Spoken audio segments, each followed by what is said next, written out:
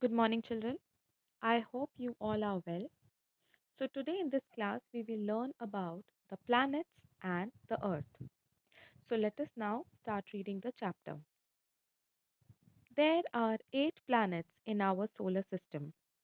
In order of their distance from the Sun, they are Mercury, Venus, Earth, Mars, Jupiter, Saturn, Uranus, and Neptune.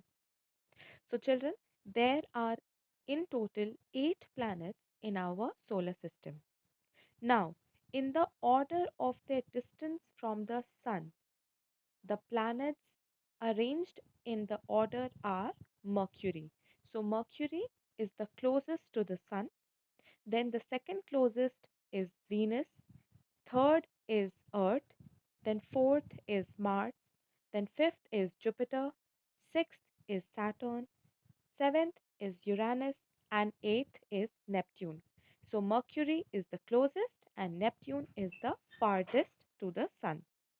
So these are the 8 planets, and you have to learn the names and their correct order also. So you have to learn the names of all the 8 planets along with their correct order. Now, an easy way to memorize the names of the planets in the order of their distance from the Sun is my very efficient mother just served us nuts. So, children, there is an easy way to learn the names of the planets in their correct order. Just learn the sentence, my very efficient mother just served us nuts. So, every first alphabet in this sentence represents the name of the 8 planets. For example, M in my stands for Mercury. Then V in very stands for Venus. Then E in efficient stands for Earth. Then again M in mother is for Mars. Then J as in just is for Jupiter. Then S is for Saturn. U is for Uranus. N is for Neptune. So in this way also you can learn the names of the 8 planets. Now let us continue reading. All the 8 planets of the solar system move around the sun in a fixed path. These paths are elongated, they are called orbits. So, children, all the 8 planets in the solar system move around the sun in a fixed path. So, all the planets go around the sun in a fixed path. They do not change their path, they go around the sun in a fixed path. And these paths are also known as orbits. So, how will you define orbits? We will define orbits as all the 8 planets in the solar system move around the sun in fixed paths known as orbits. And these paths are elongated in shape. Now, I will show you how elongated shape looks like. So, children, the image that you see on the screen is of our solar system. And the oval lines that you see here, this is only known as elongated shape. So, in this way, all the 8 planets go around the sun. And this is the fixed path of each planet. So, this is the elongated shape. Now, let us continue reading. Mercury is the nearest to the Sun. It takes only about 88 days to complete one round along its orbit. Venus is considered as Earth's twin because its size and shape are very much similar to that of the Earth.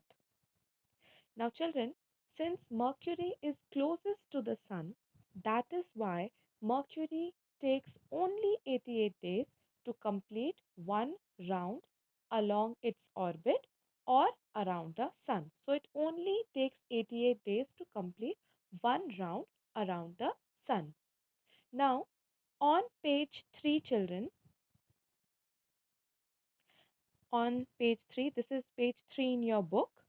figure 1.2, you will find the names of the other seven planets and how much time do they take to complete one round around the sun.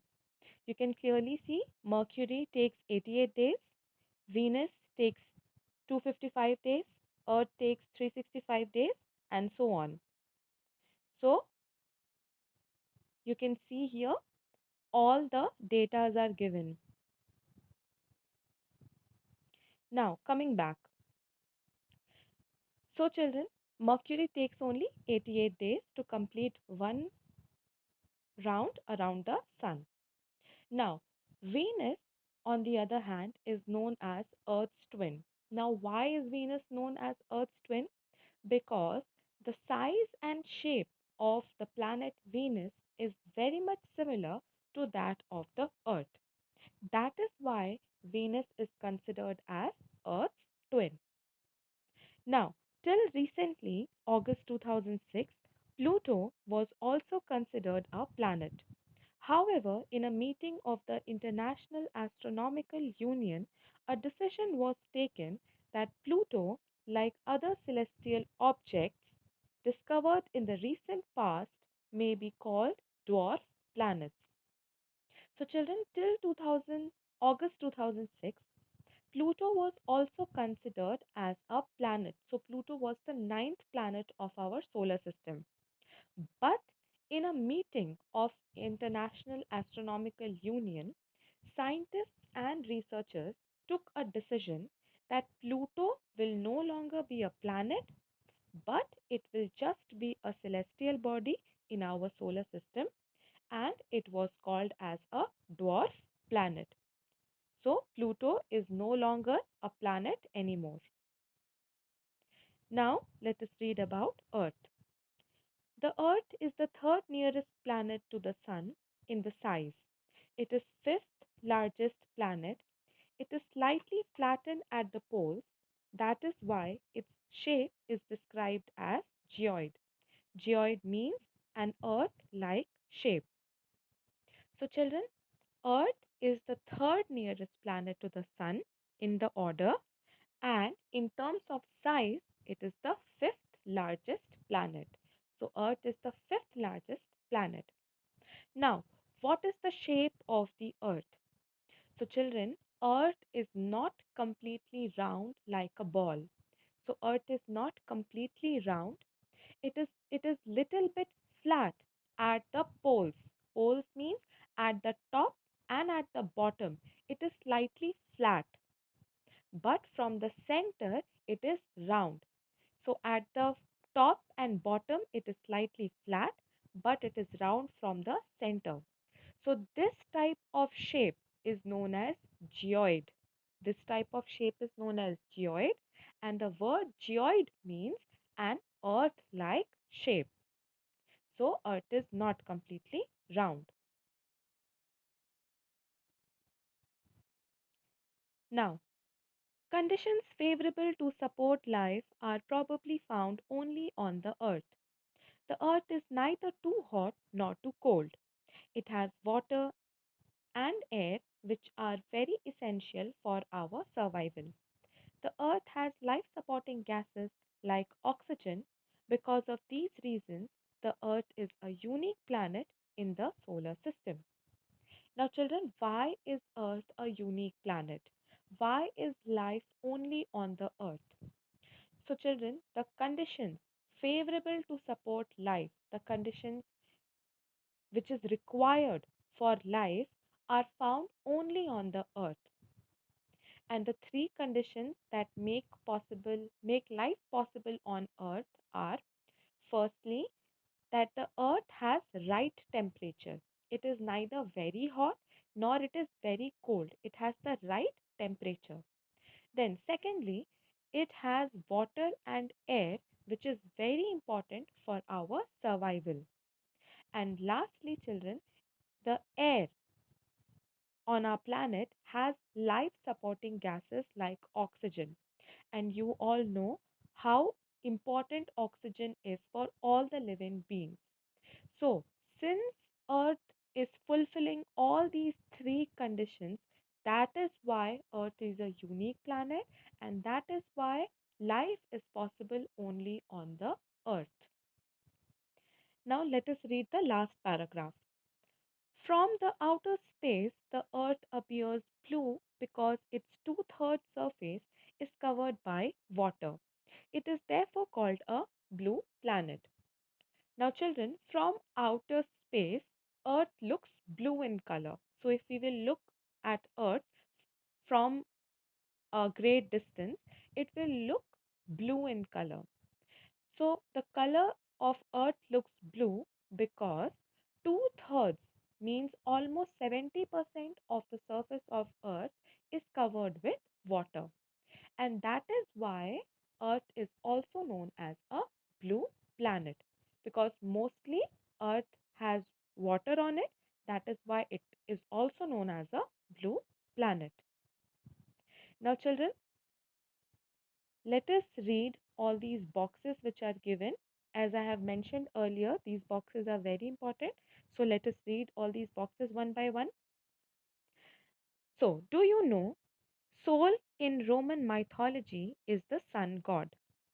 Solar means related to the sun. The family of the sun is therefore called the solar system.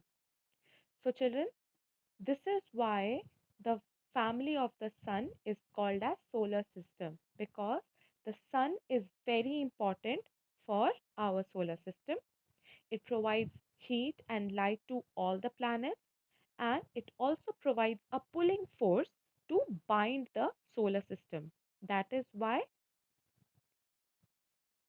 sun is the head of this family. Now, many words used in a language may have been taken from some other language. Geography, for example, is an English word. It has its origin in Greek, which relates to the description of the earth. So it is made up of two Greek words, ge, which means earth, and graphia, which means writing. So now, geo plus logy means study of the earth. Then geo plus metry means measurement of the earth.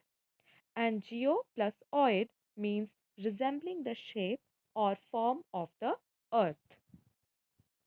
Now let us read the last box. Do you know humans have always been fascinated gazing at the night sky? Those who study the celestial bodies and their movements are called astronomers.